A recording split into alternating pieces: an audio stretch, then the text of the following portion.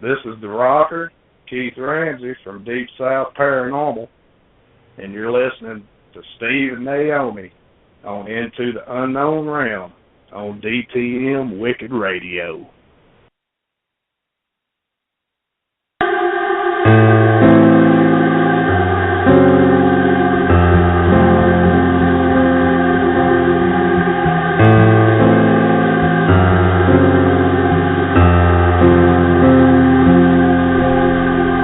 Welcome into the unknown realm with your hosts, Steve and Naomi from STURS Paranormal. Take a journey with us into a world that few understand and even fewer dare to go.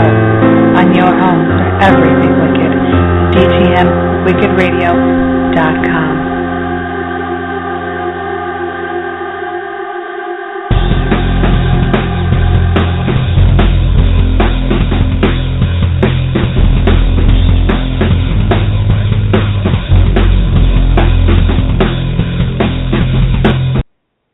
Welcome into the unknown realm. I am Naomi. And I am Steve. We are so excited because I need a vacation. You need a vacation. We're excited because we have a great guest on tonight, and also the Patriots are playing tonight. So don't tell me the score. That includes you, quiet Steve. I'm not even going to look at the chat room tonight just because of that. Yes, you are. No, I am not. I'm not looking at scores. It's a nice little new technology feature called DVR. Love it. It's been around a little while, but what?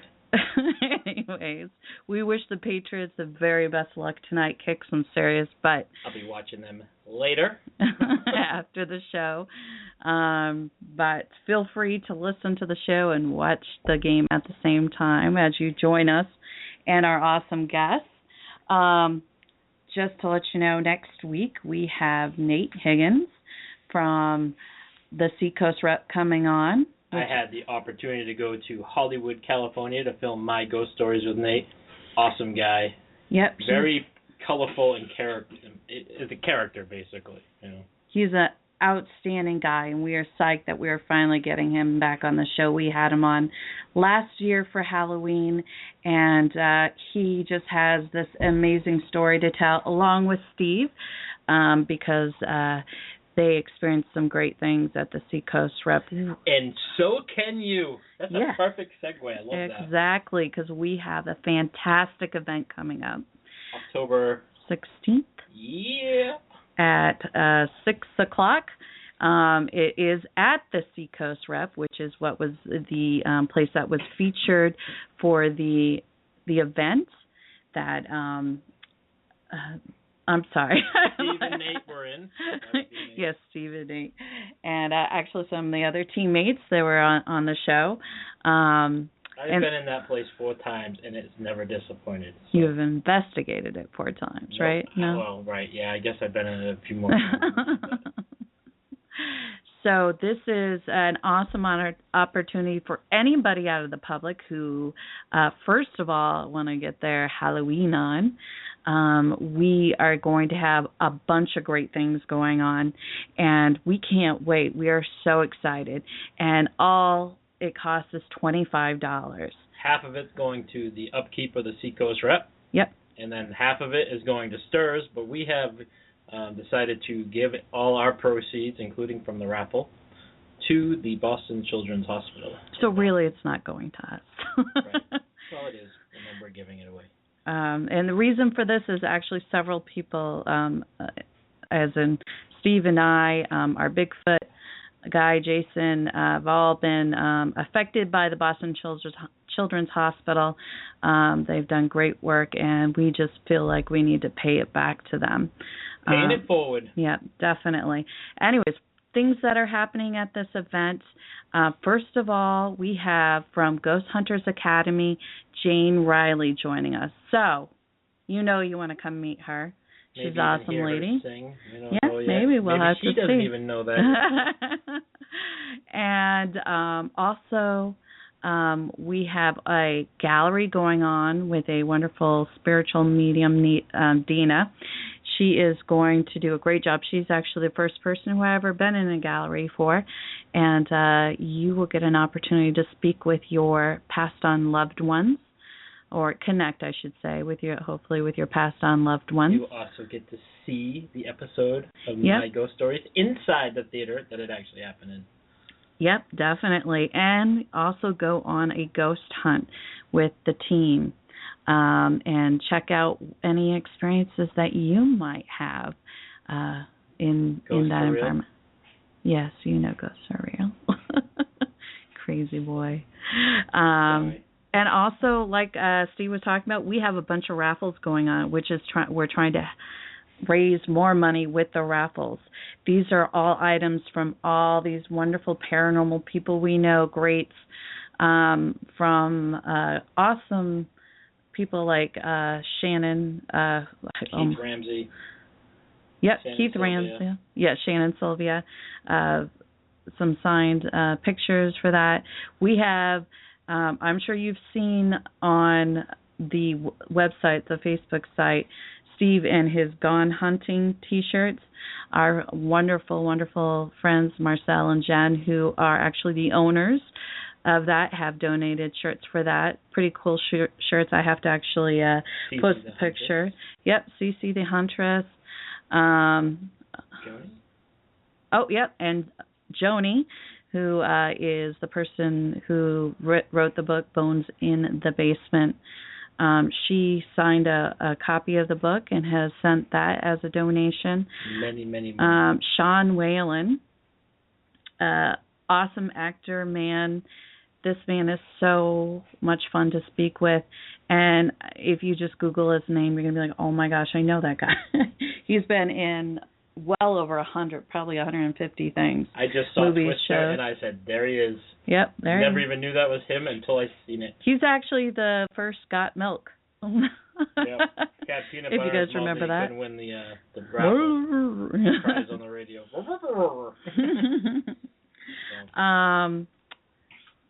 You know what? I can't think of the top of my head. Oh, many more.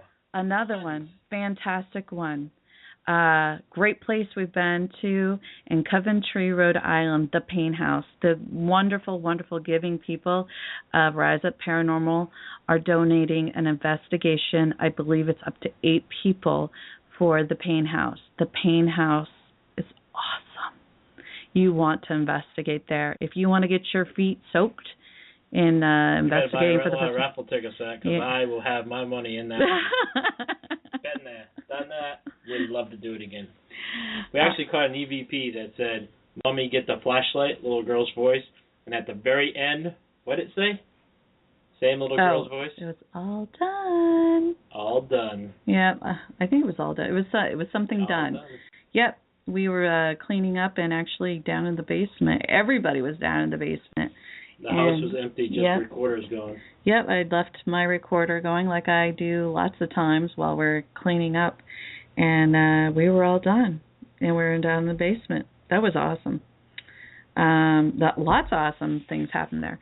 We also have another investigation that our future guest, Chris Rondina, is donating. There's just so many things. You'll have to go to our Facebook page and see some of the items. I still have a lot of them. Let's get to the guests. Yes. You can spend 2 hours just talking about things again. And I just want to put a warm thank you out there to everybody that has donated items. Absolutely. Because we couldn't do this without them. So. We are so incredibly grateful and just cannot say thank you enough. But now for our awesome guest, which I absolutely love talking with and got the honor of meeting in person when we were at the Haunted Victorian. He actually met me before I met him. Really? Mm-hmm. How's that possible? Because he looked up in the window and I had... Oh. I remember that conversation.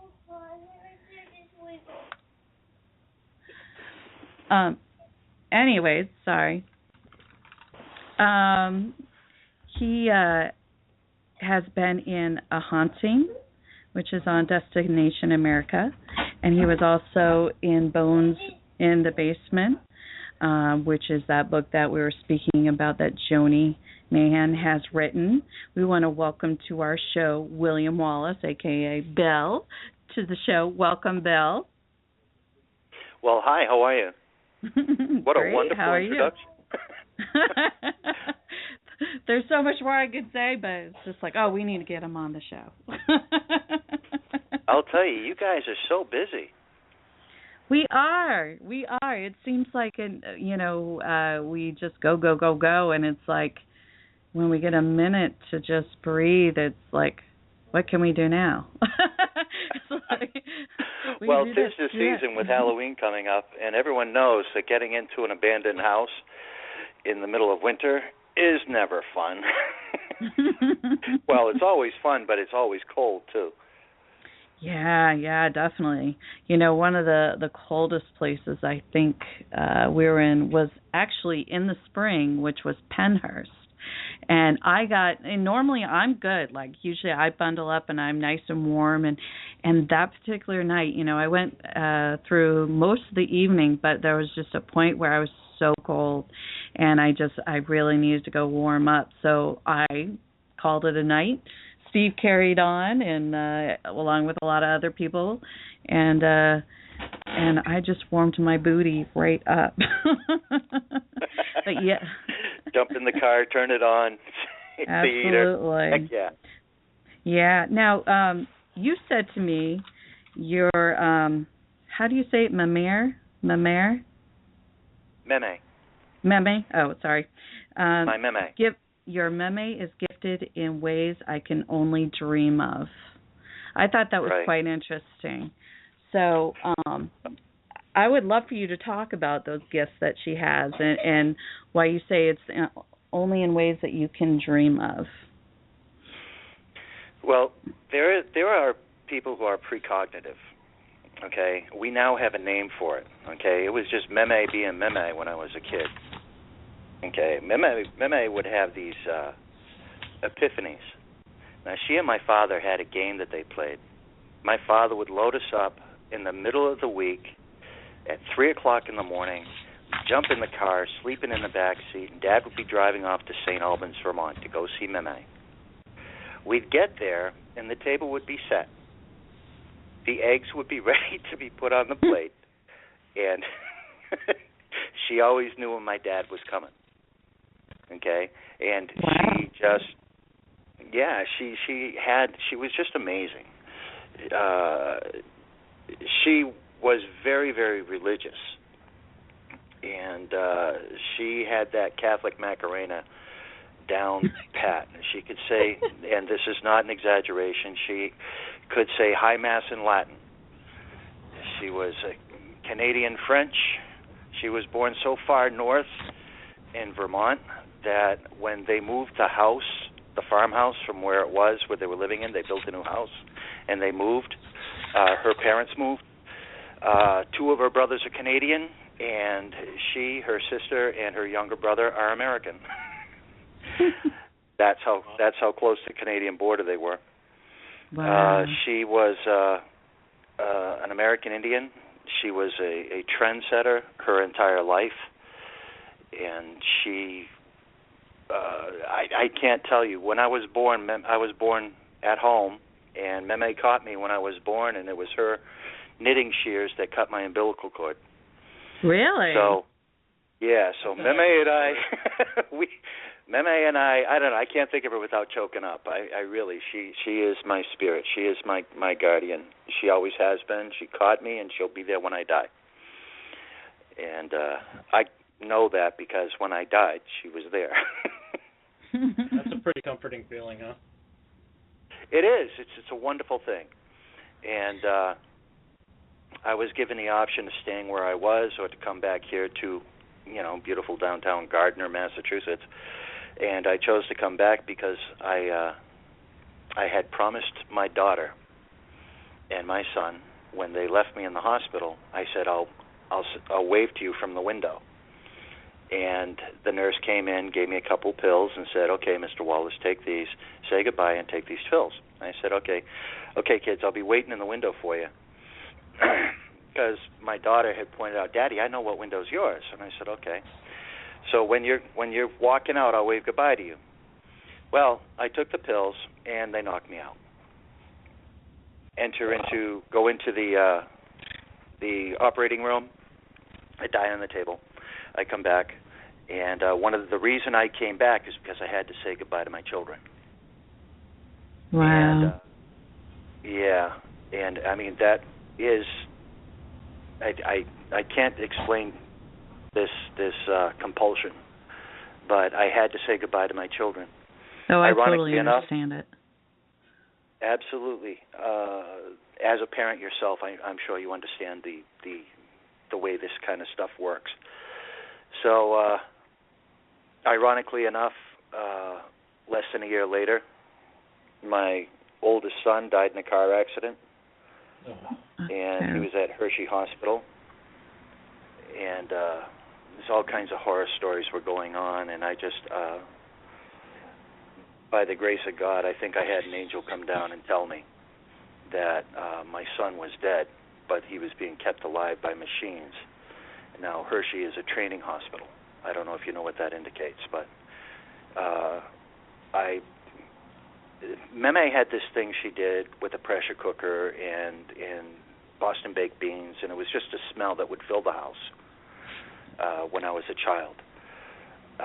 I'm sitting there, I'm holding my son's hand, I smelt that familiar odor, that feeling that I wasn't alone in the room with my son anymore. Right. And I looked at my son, and I told my son, I said, it's okay to go, Meme's going to take you.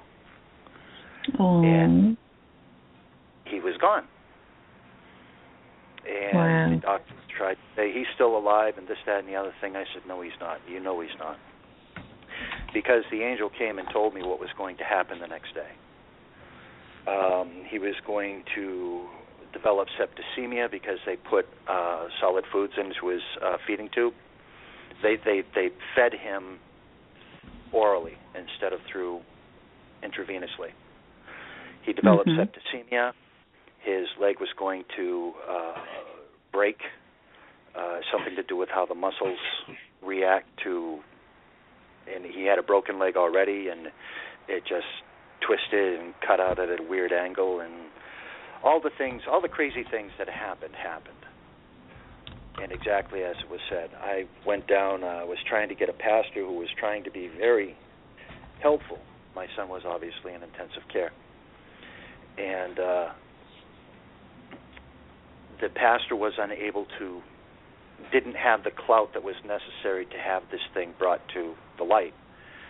And ironically enough, I mean, I don't know how these things happened in the way that they did, but the Bishop of Pennsylvania, when I was downstairs talking to the pastor, the Bishop of Pennsylvania came in with his pharaoh hat and everything. And I walked up to him and I told him what was happening, and he just looked at me like, and? I says, well, if you don't do something about it, I'm going to the newspapers. Bam. They took care of it. But everything that the angel had told me that night, or had informed me that night, now I've often said it was just a young doctor who was morally plagued by what they were going to do to my son. They were going to use him as a living cadaver. And I was just, but when I went out to look, there was nobody there. So, in my heart of hearts, I just know it was an angel who sent there and told me to end my son's suffering. So, anyway, on that the just brighter gave me thing. chills. Well, thank you, Steve. I so many people just say, "Well, that's BS," you know. But no, it did happen. No. My mom passed away in the house I just moved out of, and the events around her death I cannot explain to this day, and I just know, and I don't really consider myself an overly religious person, but the things that happened in that house only got tied to a religion. Well, probably spirituality. And, right, but and God, I mean, and from just even the point of actually right when my mother was passing, there was my ex-wife, my sister, and myself in the room, and that was it. And my mother, she had a spiritual CD playing, and I'd listened to the CD multiple times over and over again. But when I walked into the room, all I could hear was angels singing Hallelujah. And it wasn't just like the word hallelujah. It was the feeling. It was, it was everything. And it was just over and over and over again. And then when my mom passed, I'd walked out, and I've never seen death before like that, so wasn't sure how to react. And when it all came and was said and done, I actually wanted to try to find that on the CD because it was so resident into that moment, and it's nowhere on that CD. My sister heard it, my ex heard it, I heard it, but it's nowhere, and I can't explain that. So that is the difference between spirituality and religion. Right. That's just my cut at it. Okay, everyone has their own spirituality, and you had a spiritual moment. It didn't have anything to do with the Vatican or the guy up the street who's got a pulpit. It had to do with you in your heart and your mom, and she told you. Right. She passed on to you. I know in my heart of hearts, Steve, she passed on to you that feeling of glory. Yep. That is. Now you gave me chills. I appreciate that. Thank you. Thank you. Yeah. Thank you for sharing that. It's just and since I've been into the paranormal field per se, I mean, I've always had paranormal things happen to me as a kid all the way up to now, but just been in the paranormal field as recently, but it's been 4 years now, actively doing this on a consistent basis. But it baffles me. I can't ever.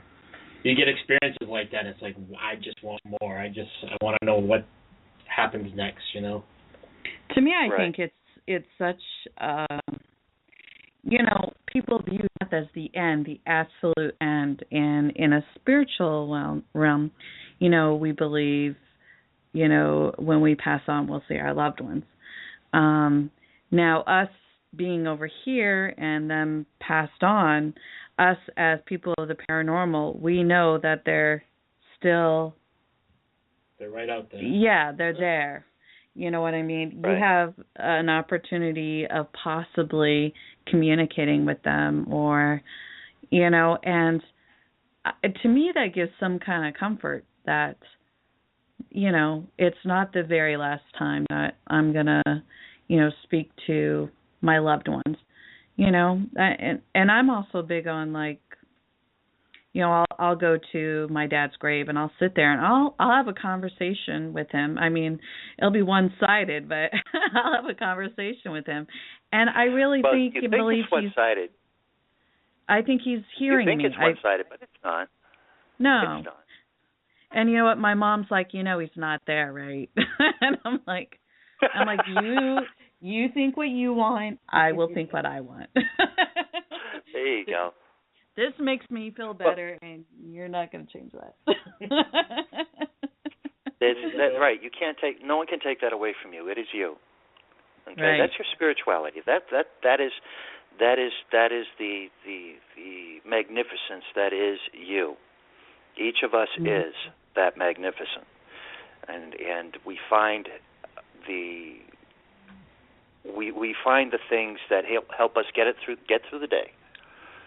Okay, and Steve had that one moment, and he continues to look for it. And you have this habit that you have where you go and you talk to a rock, but yeah. You're not talking to the rock. Okay, you're talking to your dad. That's just that was where the resting place is of his physical body. Right. And she definitely knows. And again, run investigations. He's there. I've felt it, so. Yeah, definitely. Right. And that's sort of like what I wanted to talk about this evening about haunted places. Okay. And I don't know if you believe. I really don't believe in the astrological signs and things like this. I know that I am powered by water. Mm-hmm. Okay. I know that when I get around running water, I feel energized. Okay.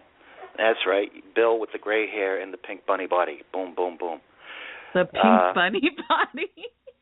Yeah, the little bunny there that keeps on going. He gets all charged up, ever ready. Gotcha. Sorry, that was cute. I was picturing the pink bunny with the long hair. It was cute. Thanks, Val. But we go to different places, and we go there because other people have had success in getting EVPs, or they have captured things on videotape, and we think that's a hot spot. Okay, that is a place that is extremely powerful in the spirits, and for whatever reason. Okay, we go to these. Now, I am most familiar with, and please allow me to speak about the Victorian. I know that the Victorian is in a high energy spot. Okay, there's running water. There's underground water there. You could dig down 15 feet and put a well in. Okay, I know that because of the topography, the geography. I know that it's got quartz granite foundation. These are things I know. Okay, whether quartz granite foundation and running water create some sort of a symbiotic energy, there's wiser heads than mine will probably figure out the science of it. I don't go with the science of it. I go with the spirituality of it, mainly because I'm not a science guy. I really am not. But there it is. Now, there's a place, when I was a child, I used to frequent the streets of Leominster, Massachusetts. I guess that's a nice way of putting it. And there was a river that ran under and right next to the Commons, the center of town. And I used to spend many a night on the scree bank and underneath the river, or beside the river, underneath the buildings that were built over the top of it. And I know that to be an active place. Yeah. And there's no, there's nothing to make it active so far as a history of, for example, at the Victorian, they've documented 8 deaths on that property. That's crazy. Just on the eighth of an acre that the building itself is on. Okay, I know that place in Leominster, that tunnel in Leominster, I know that is an active place because I inherited some of my meme's gift. Mm-hmm. After I died and came back, I went back down there. I couldn't spend any time there. It was too active. There were way too many people talking to me. There was way too many things that said, "Oh, he can hear us," and they all wanted to be heard at the same time, and it sounded like the front row of a Justin Bieber concert to me. You get that it's unintelligible just roar that's going on, and so that's the kind of thing that when we look to haunted locations, and you have a kind of a roadmap, like a checkoff list, if you will, of things that would help you. Now, there's it's not really a controversy, just an on again and off again conversation that I'm having with several people at the Victorian about something that's down in the cellar. Now, there's something in the cellar that is very powerful, and to me, it's not threatening. It's just old. It's powerful. It was there. It's in the ground. It's an entity. It's not a him or a her. It's just an entity. It doesn't like being bothered. Think of it like a sleeping dragon. Okay, I just watched The Hobbit. Okay, Desolation of Smaug. So that image popped into my head.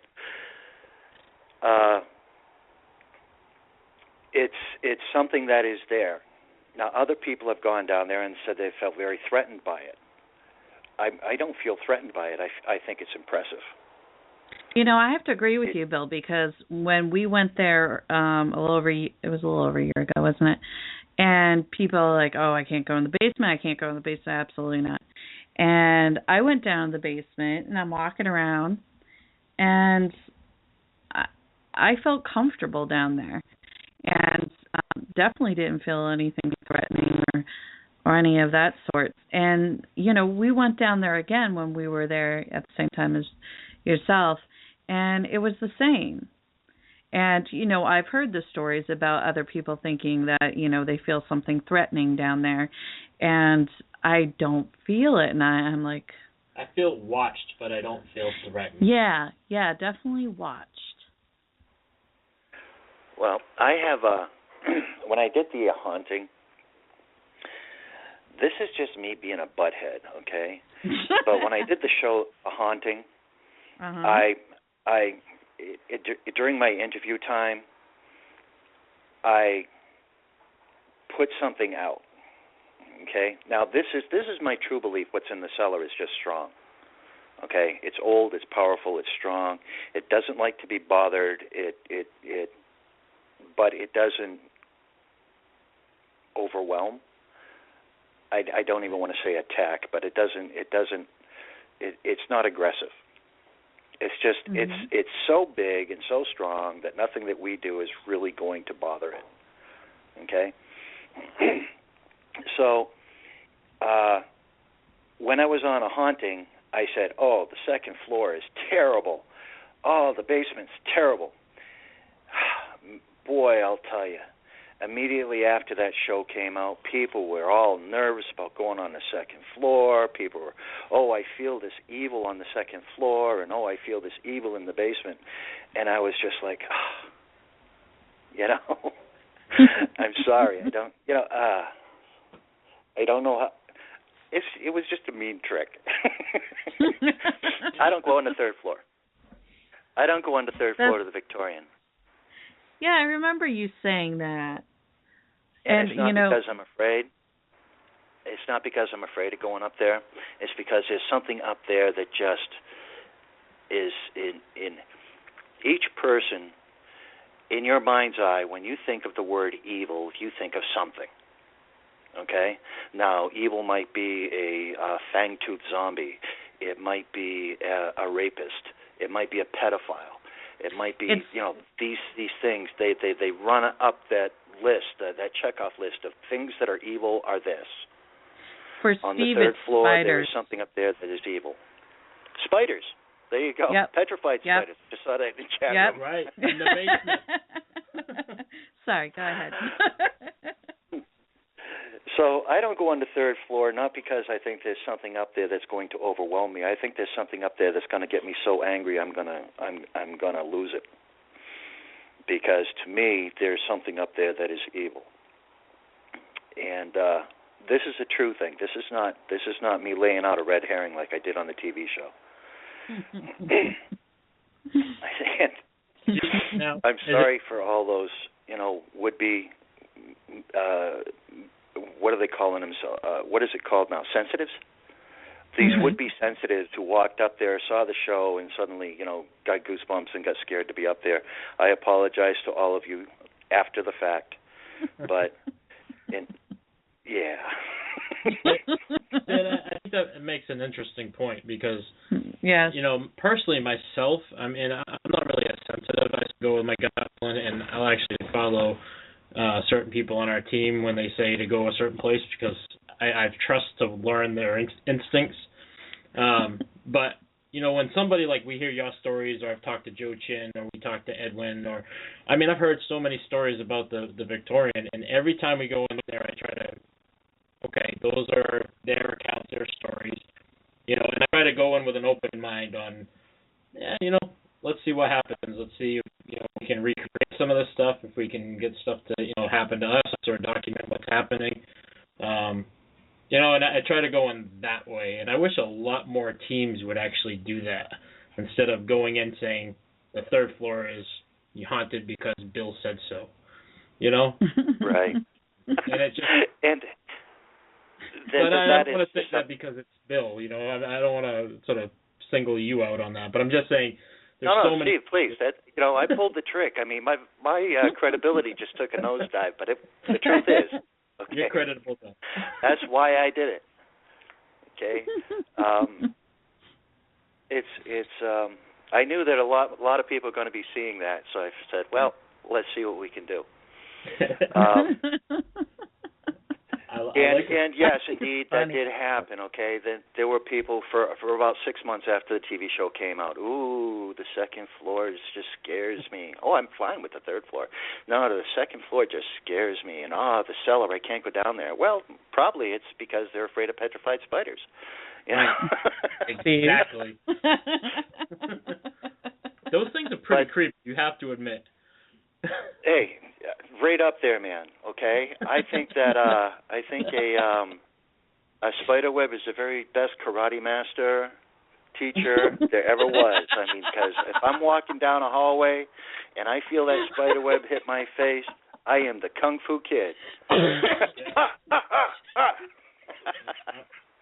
doing that as a my. Yeah. Oh gosh.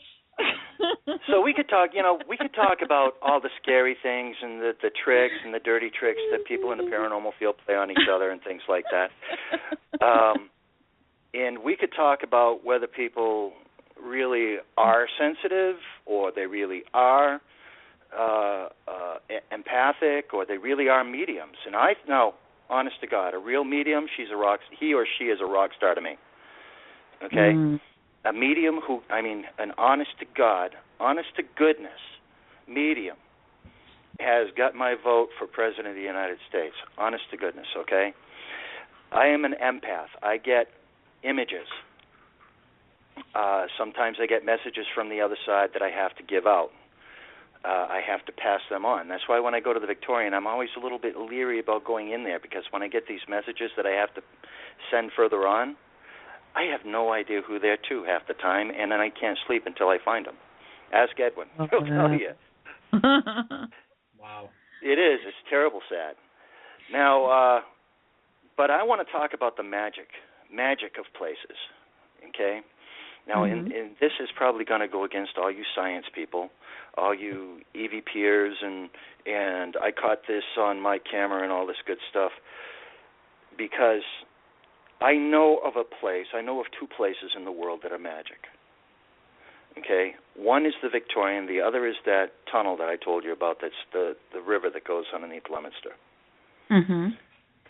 These are places that, to me, for my frequency, for the tune, the radio frequency that I'm tuned to, the spiritual frequency that I'm tuned to, these two places are magic to me. Now, just a common sense question to ask. Edwin and Lillian have been terrified and severely attacked while they're at the Victorian, while they lived at the Victorian. These are documented things. I was involved in one of them. Okay? And Lillian and Edwin had physical proof that just poof and disappeared because of something that was going on in the city of Gardner or whatever. But they still love the building. They still love the house. Yeah. And that's the magic. Keeps drawing you back in. You can't talk to the two of them. And you would think about, just pause for a moment, okay, for those people who are familiar with some of the horror stories that have come out, the horrible stories that have come out of the Victorian. Why would somebody who has the ability to not go there constantly want to be there? Right. And my assessment is that is a magic place. Now, we have a website. When I say we, I mean the people who are interested in restoring the Victorian, not Edwin and Lillian, but Edwin and Lillian want to. But when I say we, I'm talking about a larger circle of people that you met you met many of them that night, that day that Joni had her first book signing there on Bones in the Basement. Yep. These people are drawn, and the people who are restoring the place right now, a little bit at a time, a couple of doors here, doing this over there. People have offered to donate time and effort and everything to repair the Victorian so that it's habitable. The owners and these people who are interested in restoring the Victorian, what an eclectic group.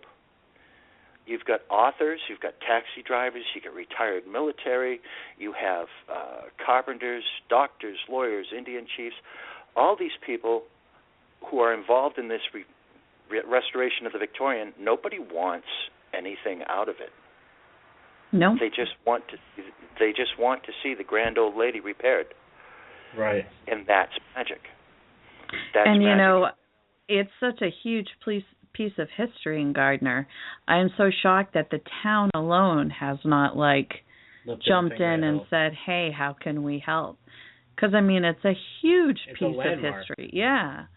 I mean, you would think that they would, want this beautiful place just restored and not deteriorated, because, I mean, leaving it the way it is at the moment, and not doing anything to help it, it definitely can deteriorate quite quickly, which is sad. And in order to get it back to its original beauty, there's so many things on the outside that need to be done to it before the inside can be taken care of, so they don't work against one another.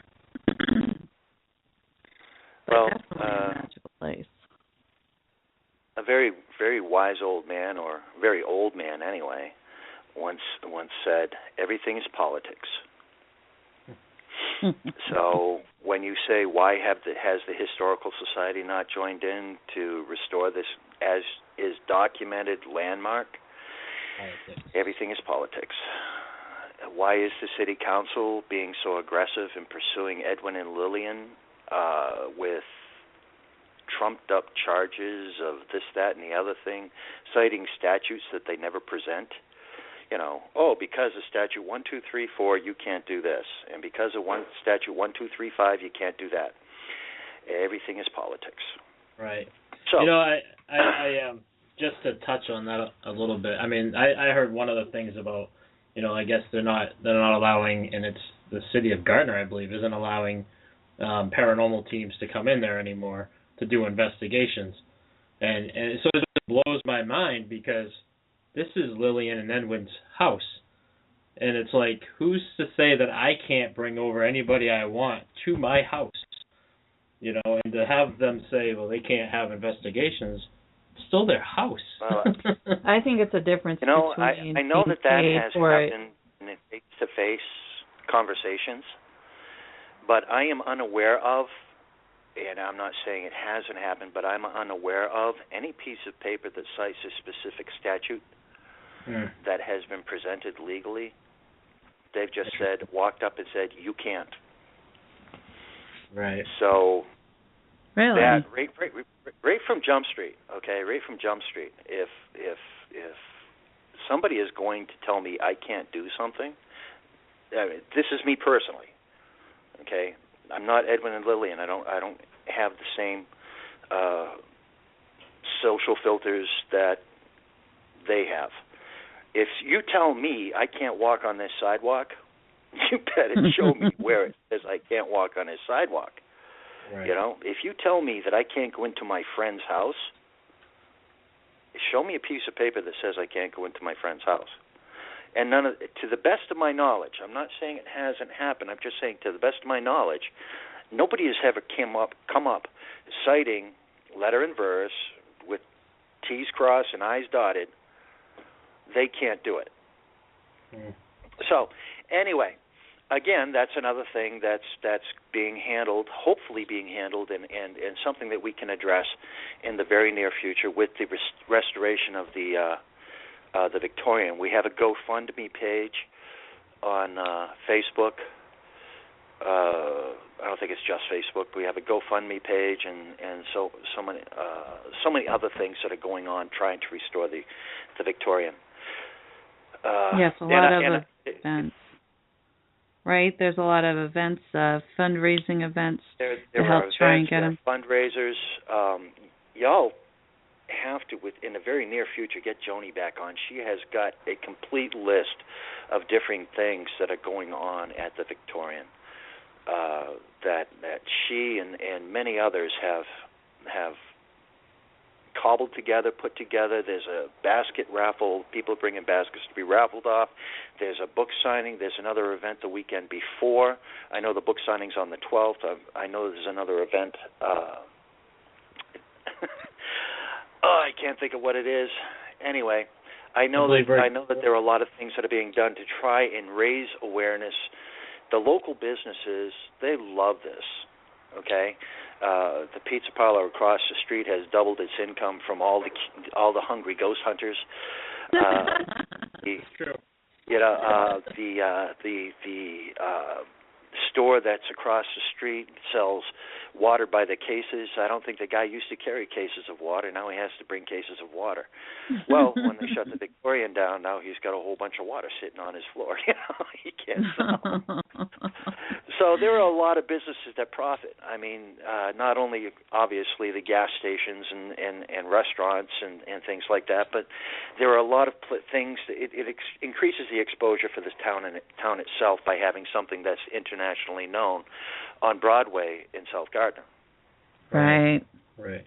Now, and also for our listeners who haven't heard this before, Joni Mahan, who wrote Bones in the Basement, she is actually donating, I think it's half of the book's proceeds towards the restoration of the Haunted Victorian Mansion. Just say some of the proceeds. Yeah. Okay, we'll say some. I believe it's half, but it is half, and go me. Joni just sent me something on Messenger. It said yard sale on October 4th. Oh, there we go. Nice. Is it right at the Victorian? Probably right at the Victorian. Oh, that's awesome. So, Very awesome. And I'm glad. Hi, Joni. I'm glad she's listening in. So, Bill, I just have to ask you, because you were talking about the magic of it and having, like, the house actually calling these people to help out and calling, you know, people like yourselves and Naomi and myself and our team. I mean, we always want to go back. There's some magical draw to this house. Do you think that, because you had mentioned that there is something what you call evil on the third floor, in your opinion, whether that's a spider or whatever, but do you think that evil has the ability to reach out and make people in the city stop things from happening, like investigations, because the house or that evil entity doesn't want those investigators, that pull of the house to bring these people in? Do you think that's a possibility, or am I far out there? Well, everything is possible. Okay, everything is possible. It's like I have items that are very spiritual to me. They're stones and bones, okay, and copper wire, and these things mean something to me. Now, the reason I couch my answer in a religious form is that good and evil is relative, okay? Right. Good and evil has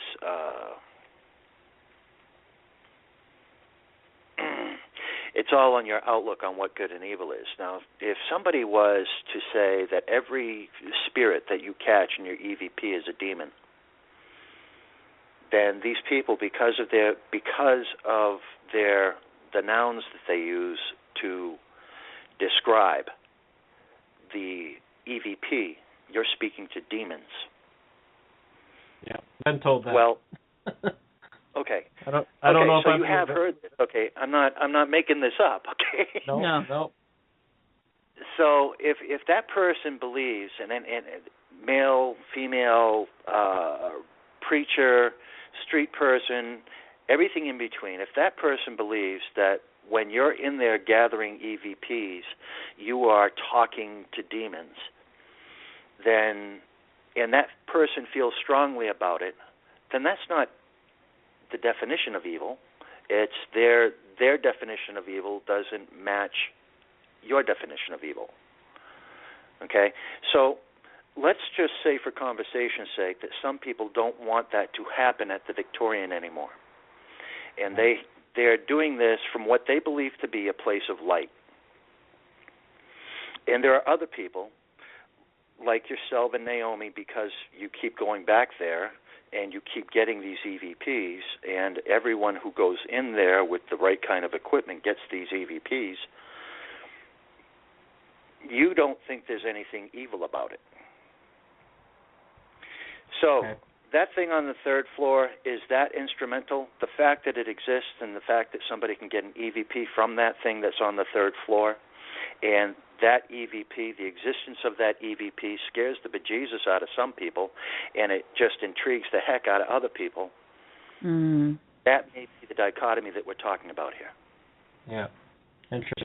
Now, Bill, I would love for you to kind of explain to our listeners of what was your beginning point with the Victorian. What drew you in? What made you start? What brought your connection together? Mark Vaux, prior owner, a friend of mine, the previous owner. Yeah. Now, I did mention there's a pizza parlor across the street. Yeah. Well, a Very friend of mine who is, yeah, it's good pizza too. Yeah.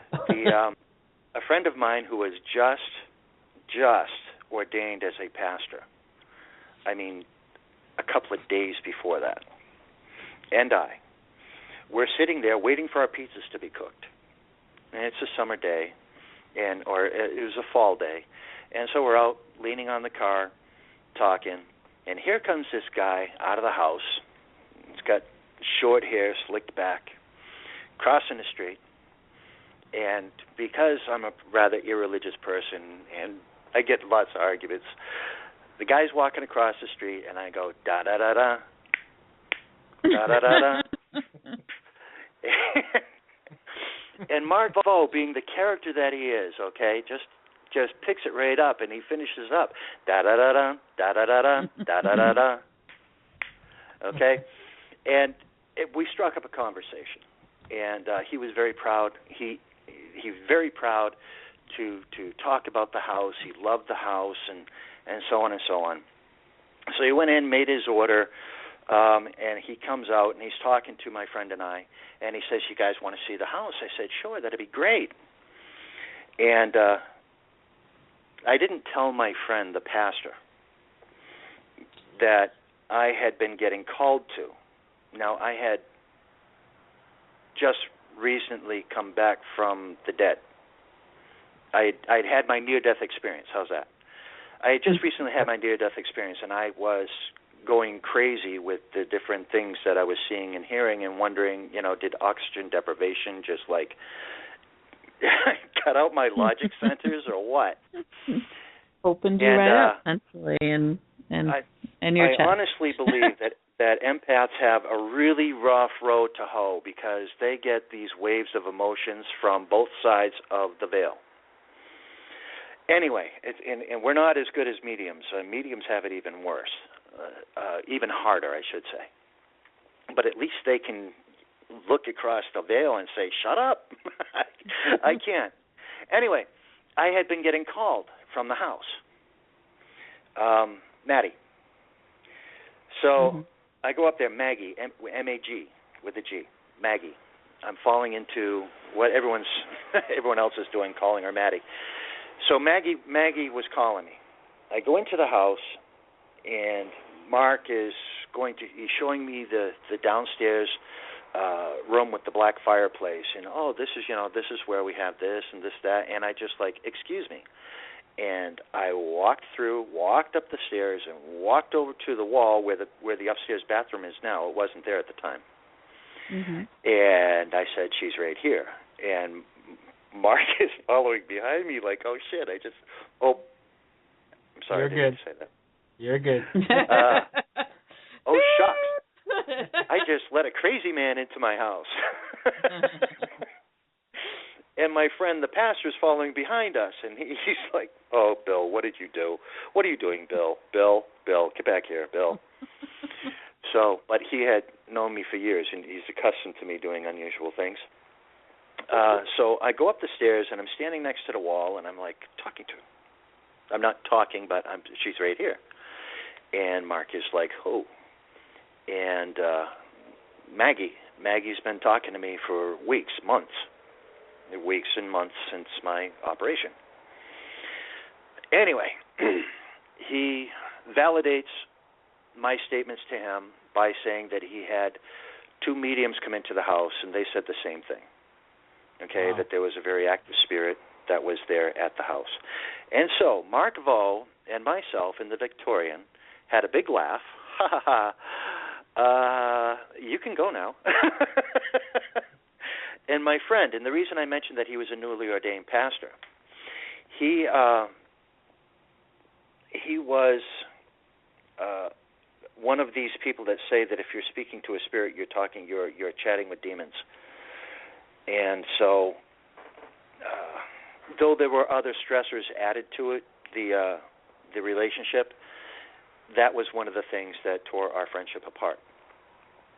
So anyway, he's in the other room, and he's saying his Our Fathers and Hail Marys and, blessed is he who walks, and so on and so forth. And I'm sitting and I'm talking to Mark, pausing, passing on information. Mark and I became acquaintances. Friends is a hard thing to earn, but we became acquaintances, and over time I was invited to his wedding. We had a Halloween party there. I'd stopped in a couple of times to talk to both him and at that time his fiancée and later his wife. And so I'm part of the crew from the Vic that goes back before Edwin and Lillian. Now, did their claims, because obviously they had claims of the house, did their claims correspond with Lillian and Edwin's as well? I mean, from then to now? There are some similarities with things. That there was a tall black shadow. Okay, that's the one thing that I think really cinches it for me. Okay, that puts the saddle on tight.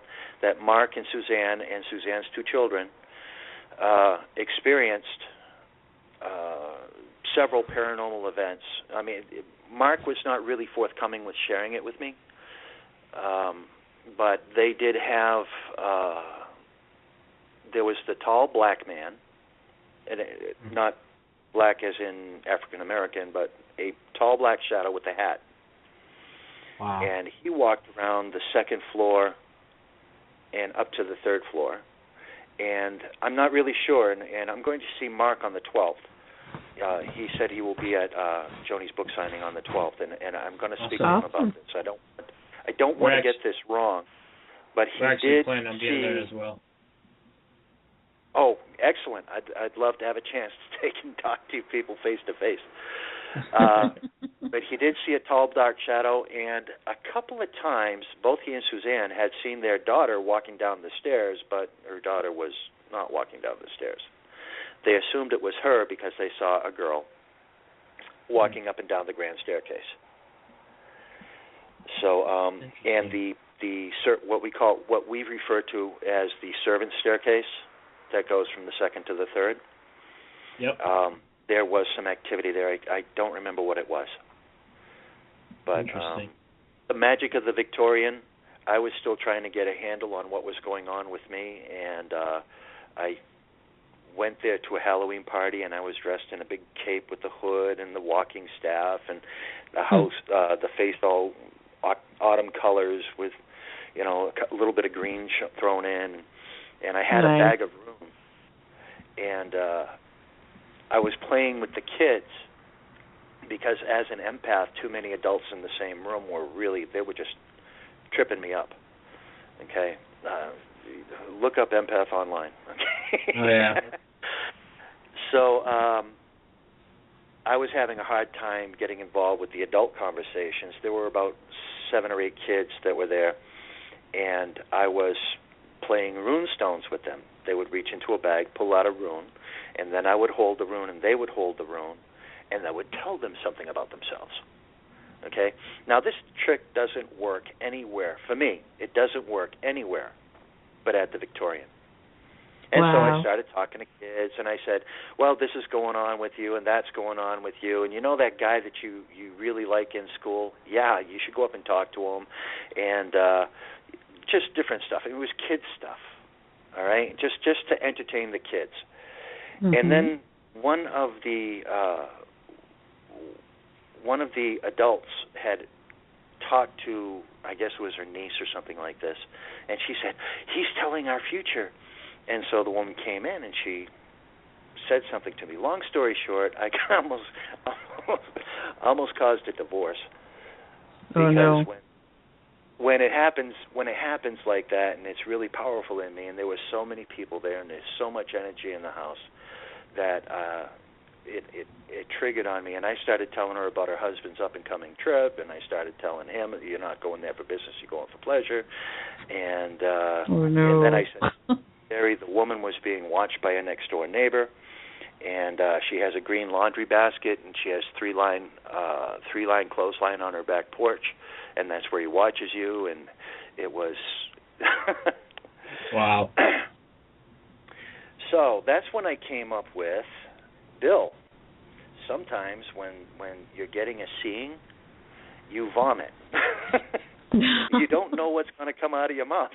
You just start spewing it out there and letting people, just putting it out there and letting people, decide whether they want to believe it or not. But yeah, right. that was a scary moment, and that also involved Mark Bowe, because it was in his house and at his party. Wow.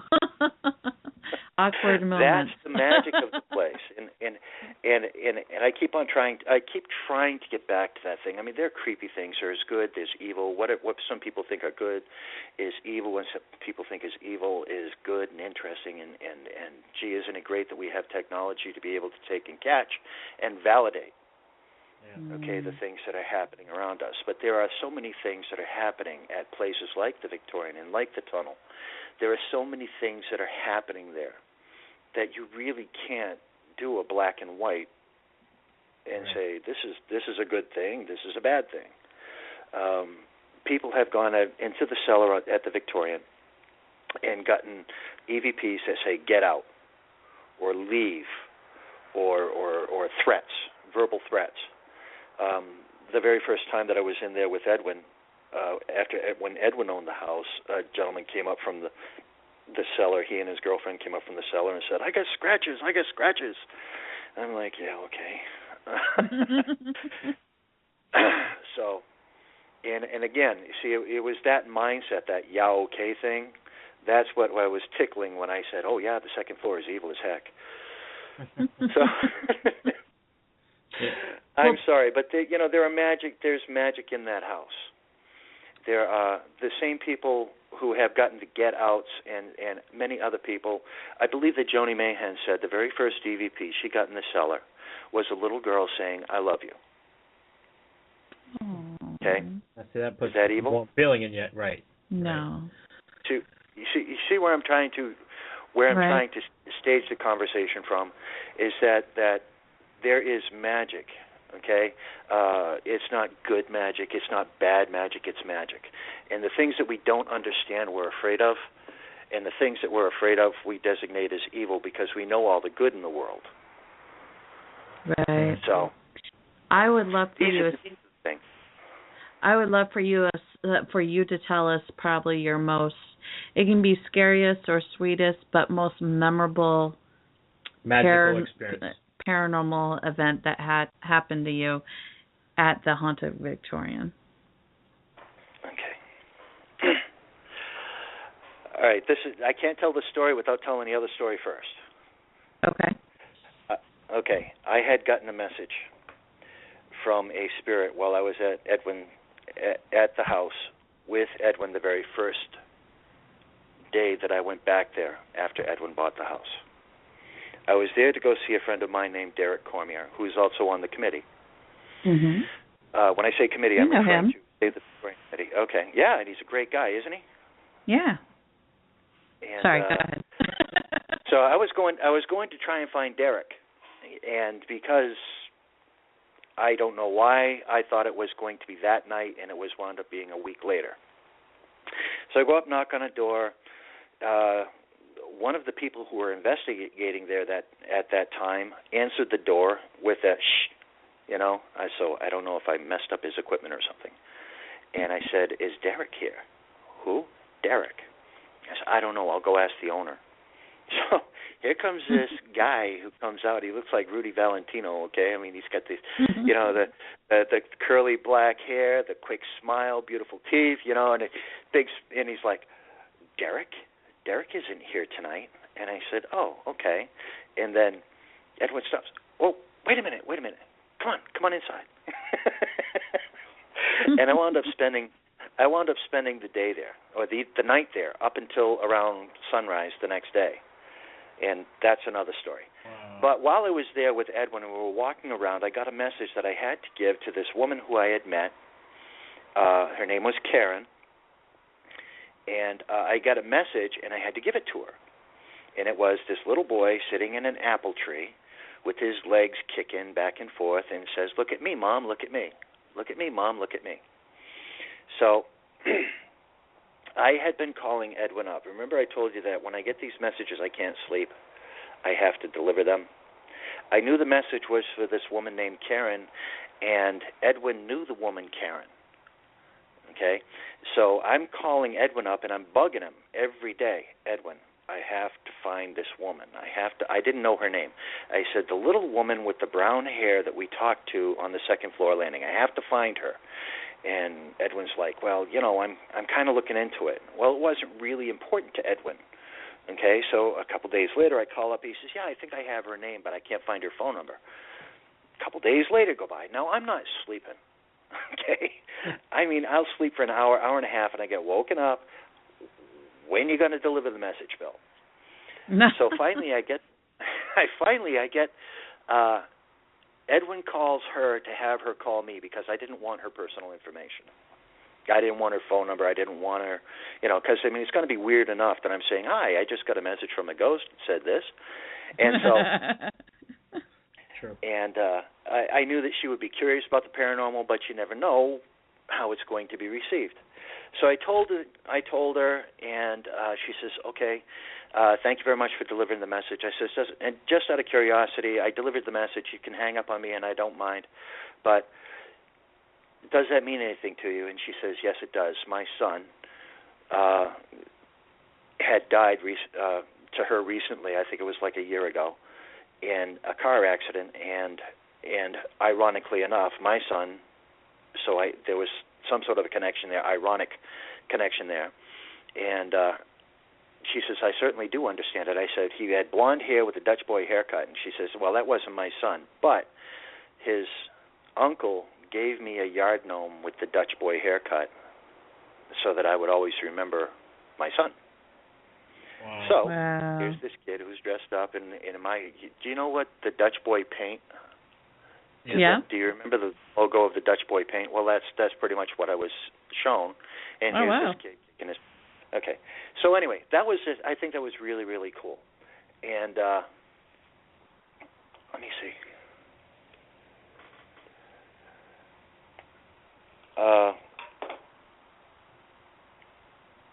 I didn't talk to Edwin after that. I mean, I told him, thank you very much for giving the information, and I didn't talk to him that much. I went over, I think maybe one time after that, and sat down at the kitchen table. That sucks time out of you. It's just crazy. I love that kitchen table. It's the conversations around that kitchen table are incredible. You can relax and speak about the things that you believe in your spiritualism, and nobody's going to say, yeah, but. Okay? It's just that wonderful, wonderful room. Yeah. Okay. When we were in the months. Oh, sorry. Go ahead. Weeks pass and months pass. While I was there the last time, I spoke to a girl who was a Wicca. She ascribed to Wicca, and so I'm sleeping one night, and I sit up, bolt right in bed. Now, I live a quarter of a mile away from the Victorian at the time. I sit bolt right up, just, oh, crap. See, I stopped myself. I didn't say the bad word. Oh, crap. And I got dressed, and I walked over to the Victorian. The lights are out. Why I went to the Victorian, I don't know. Do you know when you have a dream and don't remember the dream but you're still scared, or you don't remember the dream and you're still laughing or something like that. That's pretty much what happened to me, but I got dressed and walked a quarter of a mile to the house and just stared at it. The next morning, I wake up, I got to get over to the Vic. I go over there. I don't want to knock on the door. I go back. Now I can't sleep. I know I've got a message. I know I have a message I have to deliver. That's why I had to tell you the first story first. I know I have a message I have to deliver, but I can't deliver it because I remembered the dream the second night. I can't go up and knock on the door and say, "Hi, Edwin, this is Bill. I'm dreaming about your wife." I just couldn't. I couldn't muster up the courage to go up and knock on his door and tell him I was dreaming about his wife. But I knew I had to be there, so I went to the bar room that's across the street. It's a barroom restaurant. It's called the South Gardner Hotel, and they have a porch that parallels the street. And I sat on the corner of the porch for 2 nights. And I saw the lights go on, saw the lights go off. I saw somebody in the third window looking out at me. I just knew I had to get over there. I had to get there. And so I go up and I knock on the door. Nothing. No. I know somebody's in there because I saw somebody walking past the second floor window. Lights are on. You see the silhouette against the curtains. I know somebody's there. I knock on the door. Well, it's a big house, so I knock louder. I'm insistent now. I cannot leave until I see Edwin and Lillian. I have to see Edwin and Lillian, and I'm obsessed. Bang, bang, bang, bang, bang. Then I hear from upstairs, Edwin called down, and it sounds like he's asleep. He just woke up. Yeah, I'll get there. Of course, Edwin would never be so rude, but that's what it sounded like. His attitude, like, oh, geez, now what? He comes down, he opens up the door, and it was the most powerful vision I've ever had. End it, okay? Not at the Victorian, not in the tunnel, not at any of the magical places that are scattered throughout my life. Edwin is just, it's like he has a gray cloud around him, and it's sparking, and it's just all around his head and shoulders and like this. He is what? And you know Edwin. Yeah. Edwin would never greet anybody at the door like that. I says, "Where's Lillian?" She's in laying down. And he starts walking back upstairs. Wow. Like, "Edwin!" I yell. Lillian gets up. Now, I didn't know this, but earlier in the day, Marion, a mutual friend, and also a member of the council, had come and talked to Lillian, gotten her away from the Victorian out into the yard for a few minutes, and then gone on about her business, knowing that something was not right. And I'm just way too rude. Remember, I'm the guy who snapped his fingers at the previous owner. So right. I'm like, "Edwin, get in here. Lillian, and she comes out, and she's wrapped in a blanket. She's coming from the TV room, walks into the kitchen, and she sits down at the far end of the table. And Edwin walks into the kitchen, and he was counterpoint to Lillian. When she walked through the door and walked past where the pellet stove is there, he walked brushing up against the side to get to the far end, and I could see all Edwin wanted to do was bolt out of the room. And I'm like, "No, can't do this. You can't do this. You can't do this. Edwin, sit down. I got to talk to you. I got a message." Because I had been validated by what had happened with the other woman, with the message that I had before that he helped me deliver, he stopped long enough to see the intensity of what was going on, and it was like a sleepwalker waking up. And I looked at him and I said, "Edwin, are you all right?" And Lillian from the other end of the table, because they were at the lengthwise, as far away from the table, as far away from each other as they could get in the room. And she just, "He doesn't care." 2 days I sat on that couch. When I woke up, and walked over there, that was when the whole series of events had begun to happen, and I wasn't courageous enough to go up and bang the door down and say, "We got to." Wow. And I guess, the story has been told and retold, but the one thing that nobody ever tells is that Edwin was attacked before Lillian was. Whatever spirit that had attacked Lillian had somehow convinced another entity to keep Edwin away from her. Mm. And so Edwin, for 2 days, stayed on the second floor, and Lillian stayed wrapped on the couch on the first floor. To the best of our knowledge, we don't know where Lillian was. We know that when Edwin went down and saw her, when he went down to get food and things like that, when he went down, he would see her on the couch. And he says, "Oh yeah, she was on the couch." How do you know? Because she was on the couch. So, but 48 hours or 24 hours had passed between his sightings of her. So we don't know what happened. She could have done another thing like she did with digging up the bone in the basement. Right. It could have been something like that. And that is where I attempted to, and I don't have the right words to say. That's when I attempted to get them. And the thing that broke the spell, and this is the thing that's beautiful about this, the thing that broke the possession, I hate to use that word because I get pictures of little girls spinning their head around spitting pea soup. But the thing that stopped the possession is when Edwin got up and he realized that there was something wrong. He walked across the room, and he was walking as if he was walking against a headwind. Okay, just leaning forward, trying to get over there, and he put his hand on her upper arm, on her left upper arm, and he said, "Lily, Lily." Within seconds, all of the thing had ended. The power of the thing that had the things, there was two of them, the power of the things that had attacked both Edwin and Lillian had vanished. And it was because Edwin and Lillian were in contact with each other. They saw each other. And when I say saw each other, I mean they really connected.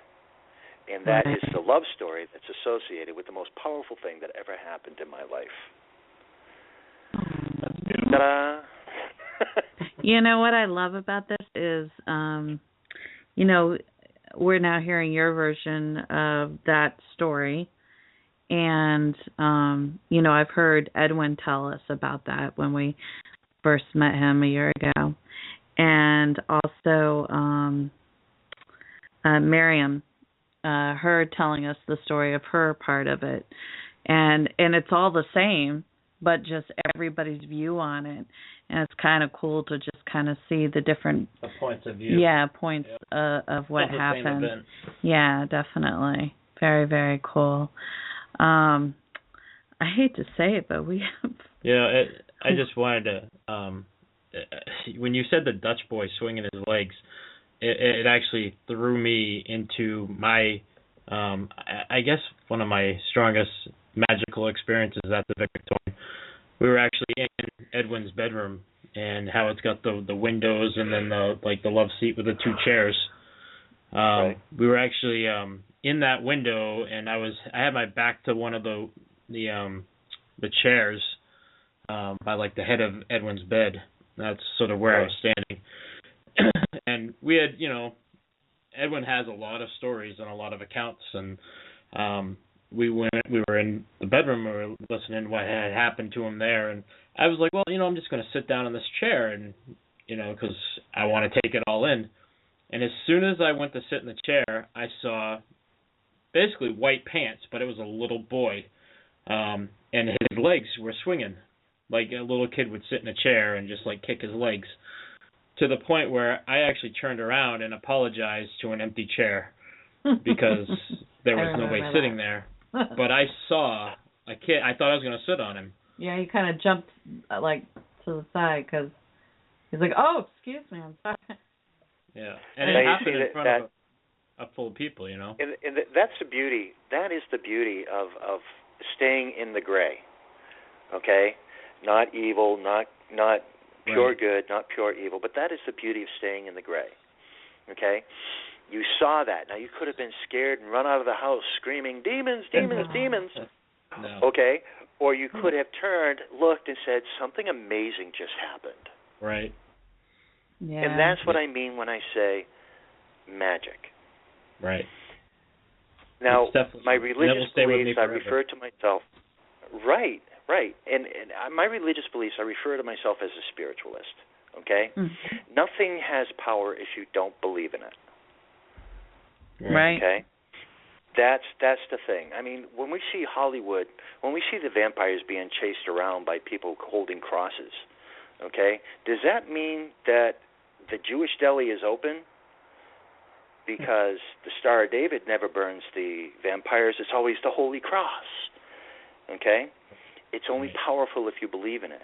It's the symbology of a religion that trips us up when we try to open our minds to the spiritual experiences that we have when we see magic. I like that point of view of the house and the things that happen, and not even just for the Victorian, but your outlook on anything that would happen. It's, you know, the magic of it, and, you know, what you allow it to mean to yourself. Hey, Bill, I have a question for you, and this is only based on what your opinion is, and I'm just curious about, you know, what your thoughts are regarding this. But do you think that the house can be cleared? Boy, I'll tell you. I think that for me, and I speak specifically to me. To me, I don't want it cleared. And the reason I don't want it cleared is because I want to believe in magic. And here is some place on earth that I can point to. I can walk on the lawn. I can go in the doors if the city will let me, and I can experience magic. When I open the doors to the Victorian and I walk into the first floor, I breathe differently. I feel differently. I see things more sharply. I actually see the dust motes dancing in the sunlight. And they're dancing. They're not just floating. It's magic. It is a place that is magic. I do not want it cleared. Somebody came in and did something they thought was a great favor to Edwin and Lillian, and it wound up being less than beneficent. And I'll tell you about that at the book signing. But I get upset at that particular. That has to do with the and I don't want to get into it, but just that has to do with the protector of the house. Should we call her? Yes, yeah. Maggie is or was a Hearth spirit. She was absolutely ruled the roost. It was her castle. It was her queendom. Okay, and somebody who thought through their belief system, imposed their belief system on Edwin and Lillian. I found out later on that it was not, that the person did not ask for permission. He did it and said, "There, job well done." Oh, no. No. You know, is it possible for somebody who has a belief system to use the dogma associated with the belief system to make something happen? Yes. Not because the belief system is right, but because the person believed that it was right. My stones and bones and copper and things like this, these are things that I believe in. So they're empowered. You'll pick them up and you won't feel anything. Right. My girlfriend picks them up and she says, "Oh, that's a pretty rock." Only she knows I believe in it, so she believes in it through osmosis or through association. I mean, it goes all the way back to voodoo days too. You know, the voodoo doll. And if you believed in it, and you saw the doll that had your hair stuck out of it and it had a pin stuck through the shoulder, oh heck yeah. Yep. But I mean, I'm not talking about the power of suggestion. I'm talking about the power of spirituality. Okay. I do not want the Victoria cleared because who's going to clear it, and what are they going to clear it of? Yeah. The evil things? Right. Most of our conversation has gone that evil is in the eye of the beholder. Okay? Correct. Spirits live in gray just like people live in gray. Okay? What you're doing right now, talking to me, I mean, some people will say would be, absolute heresy. How dare you allow that person to go on the air and speak this heresy? And to those people, you are evil. There are other people who are listening in, and they say, okay, I'm open-minded enough to give it to think about it a little bit for myself. And so they empower their objects. Now, I know that there are prayer sessions held by groups that are like-minded, and they believe that these cleansing ceremonies work for them, and so they do. It's not because you're talking in Latin. It's not because somebody read about this in a book somewhere. It's because somebody read it in a book somewhere and they believed it, that it works. And that's magic. Interesting. Very, very true. I'm very sorry. I'm using this as a bully pulpit here. I'm not trying No. Oh, my gosh. No, not at all. Not at all. Now, Bill, I have we actually need to we've gone. I'm a little scared to look at the time. We got much over our time. Exactly. But I have a question for you to it's a question that I ask a lot of our guests, and I always love to hear people's answers. So I would love to ask you, if you were to have a paranormal party of people who have passed on, and this could be people who, of course, could be famous, or it could be, friends or family of yourself, or collectively both, who would be at that party? Well, I know of 3 people, okay, and it won't be Elvis and or any other celebrity. I would like to see my mem. On this side, I'd like to speak to my mem. I'd like to speak to my son, Will, who passed, and I would like to speak to my father because I never got to say goodbye.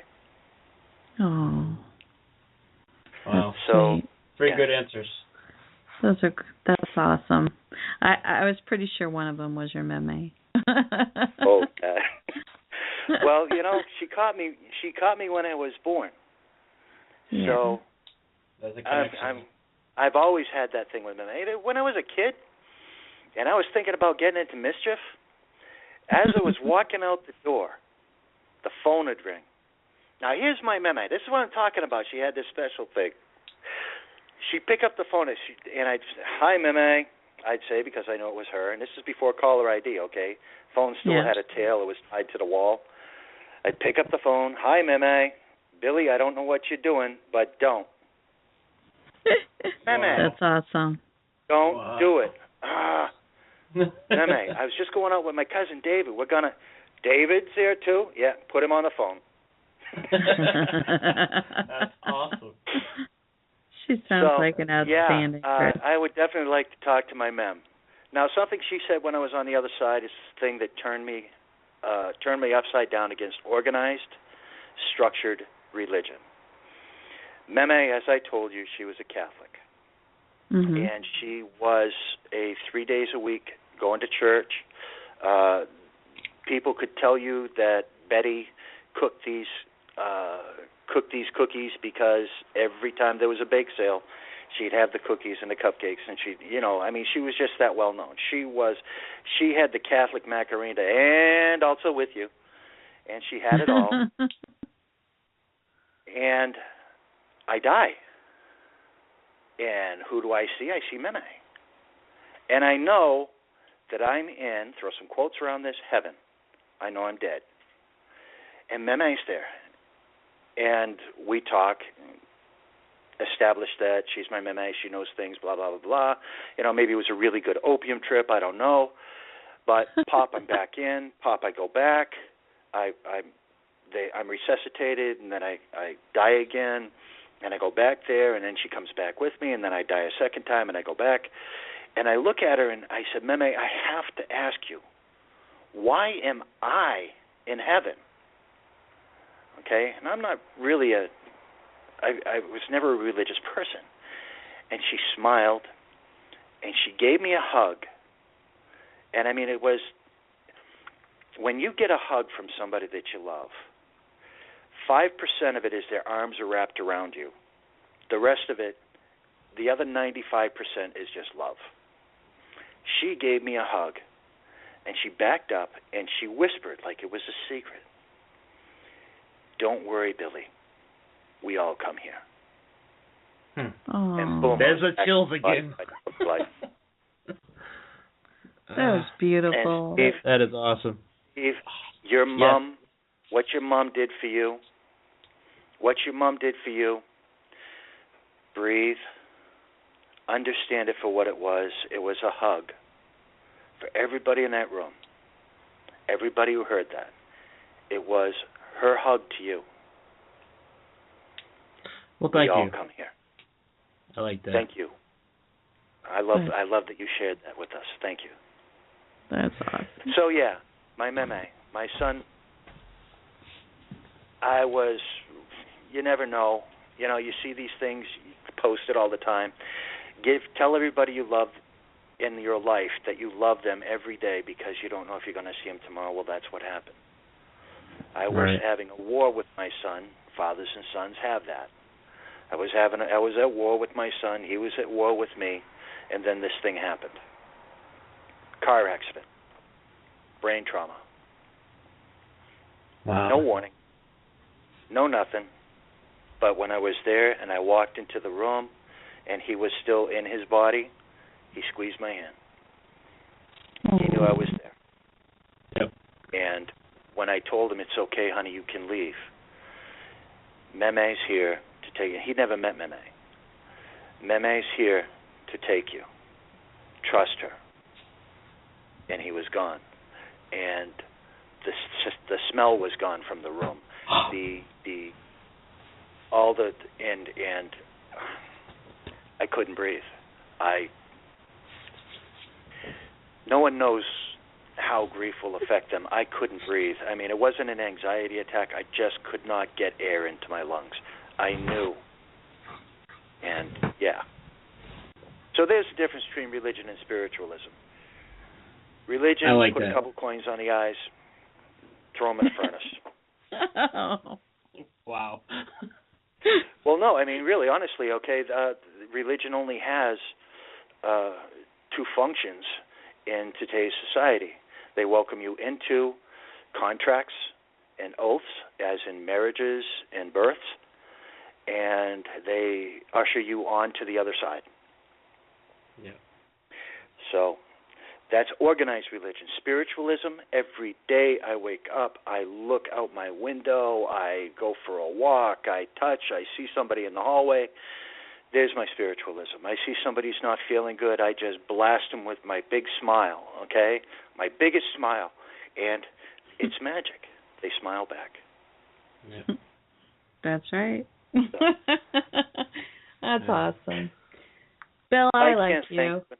Thank you very much. I am so anxious to see you on the 12th.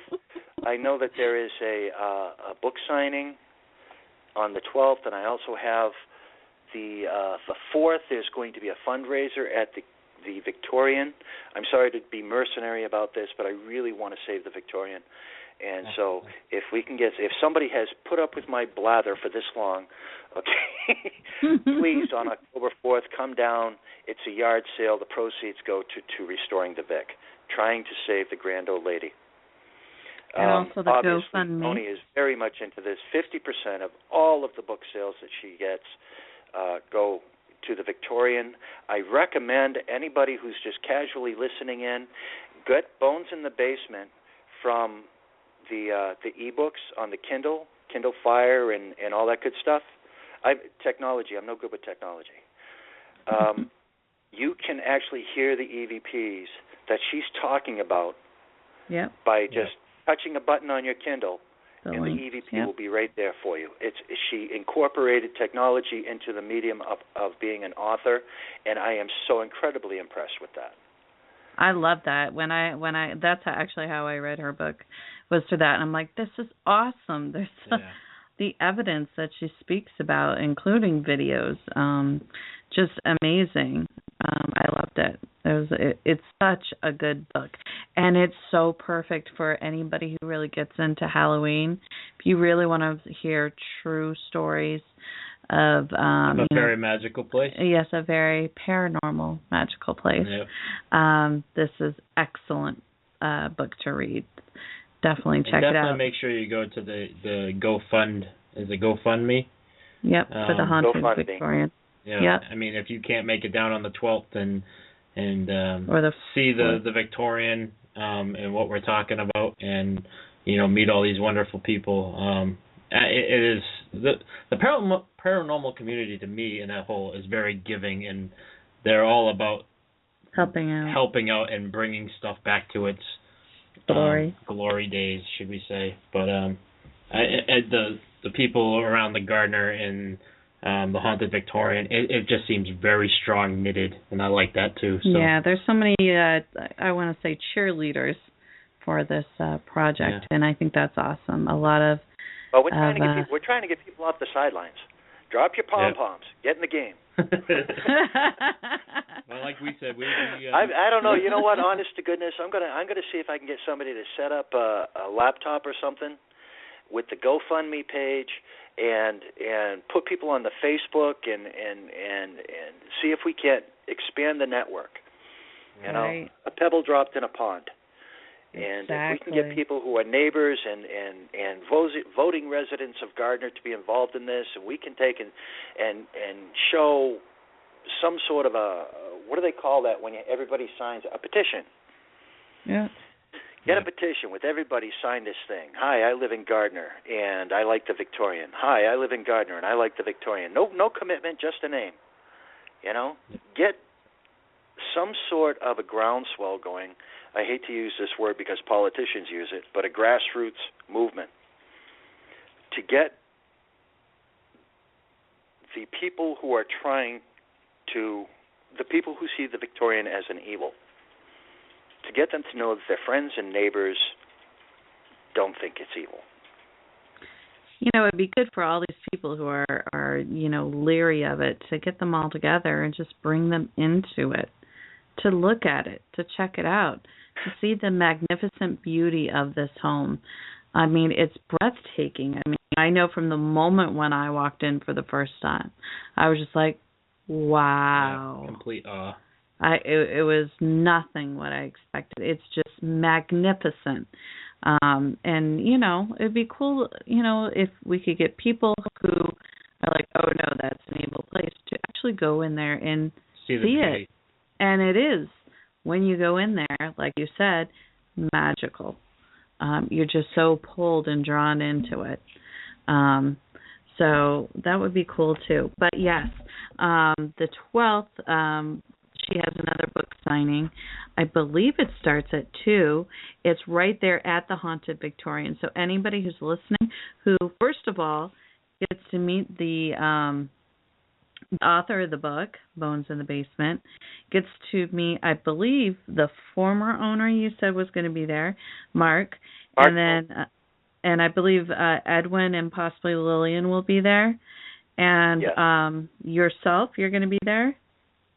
And so many people that are mentioned in the book or that have their own stories to tell.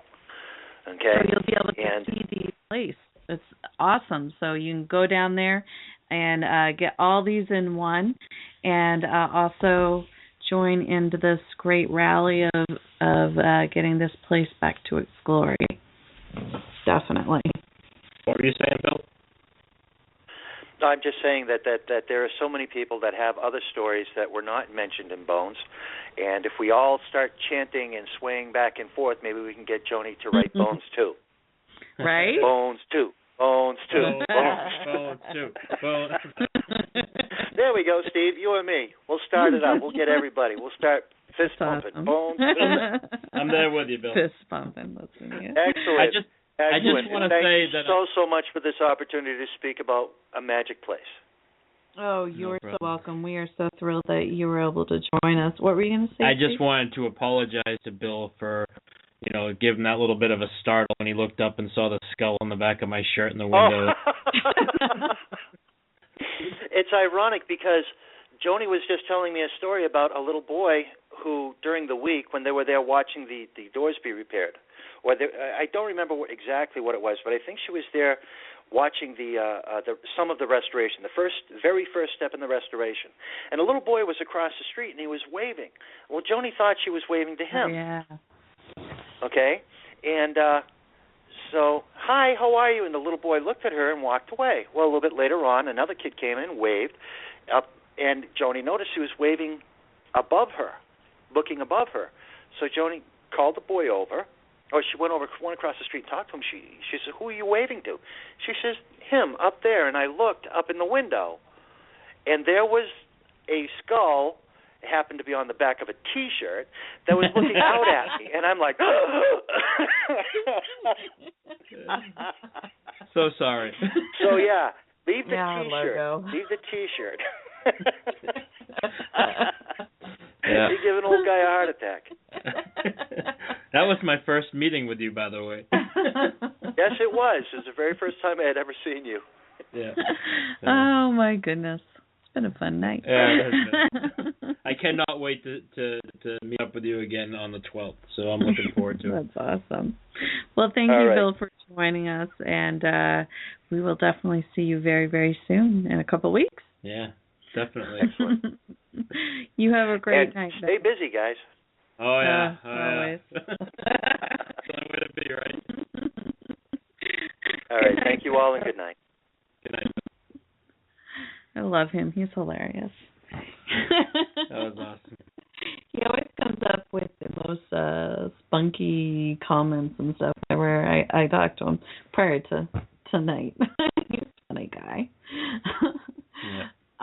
Before I forget, I would like to wish my dad, who is actually up in heaven, a very happy 72nd birthday. Speaking of all our parents, today, he would have been 72. And my condolences to your whole family for the activities that have been based around some of your family members. So yeah, for that, I am sorry. Thank you, Steve. It's been odd because on both sides of my family, there's been crazy different deaths going on of cousins and just illnesses. September has been not a good month. It's a good month. It's a good month. It's a good month. But unfortunately, things happen, and we all must move on and carry on for the rest of them. Yep, and stay busy. So anyways, before we let everybody go and resume our focus on the Patriots. I know nothing yet. We want to make sure you guys go to www.seacoastrep.org and get your tickets for October 16th. We are going to have so much fun. We have such a great time as a team, and we would love to have you guys join us. Limited amount of tickets. Yes, so this is going to be basically very personalized, I would say. I mean, that's how many people we are. And I know a lot of the tickets are actually gone. So I want to stress to people to please do not hesitate to get your tickets. And the Seacoast Rep just doesn't let any team into this place. No, so just STURS. The opportunities are very slim and far between. This is your opportunity for people to say they want to go on a ghost hunt. They want to know what we do. They want to experience this. This is your time to come with us. Yep. Lots of teams from all over the place have called the Seacoast Rep after being featured on My Ghost Stories and asked to come into the Rep, and none of them have been granted that opportunity, just STURS. I feel very honored by that, by the way. Yes, we are very honored and thankful for that, and that they trust and appreciate our team. I do ask, though, if you do come in, have a very open mind, and please be very respectful. This place means a lot to me, a lot to our team, a lot to the Seacoast Rep, and to the history of Portsmouth. So yes, very historic area. So definitely go and get your tickets. Like I said, www.seacoastrep.org. Tickets are only $25. If you do buy them on the website, you can buy them. No, it's not. It isn't? No, you can go right up to the ticket booth at the Seacoast Rep. But if you buy them online, the ticketing agency has a fee that they attach to it, which has nothing to do with us, nothing to do with the Rep. It's just the ticketing agency that does it. So it's just a little over $25, but you can go directly to the Seacoast Rep and buy your tickets there without paying that price. It's $25 or $29. Yeah. So definitely go do that. And this is starting to get our busy season, so yeah, definitely. We got things going on all over the place, and I'm excited that we're actually broadcasting live from a new location. I'm excited. You're excited? Life is moving in a positive forward direction. That's good. Yeah. Well, I guess until next week, we hope you all have a wonderful, wonderful week. And here comes safe. Stay safe. And here comes October. Brr. Damn. Can you believe it? I'd like to thank our guest, Bill, by the way. Yes, definitely. Thank you, Bill, for joining us, and all our listeners for listening. We obviously could not be what we are without you and your support, and definitely thank all our very loyal listeners, like Joe. I wasn't in the chat room today, so I don't know who was in there, but Joni. Yep, and Joni. And, of course, our silent Steve, who's taking care of the chat room for us. I'm sure he's in between watching the Patriots and the chat room. And I shut my phone off just in case anybody's trying to throw me squad. Well, you all have a fantabulous week, and we'll talk to you in October. All right.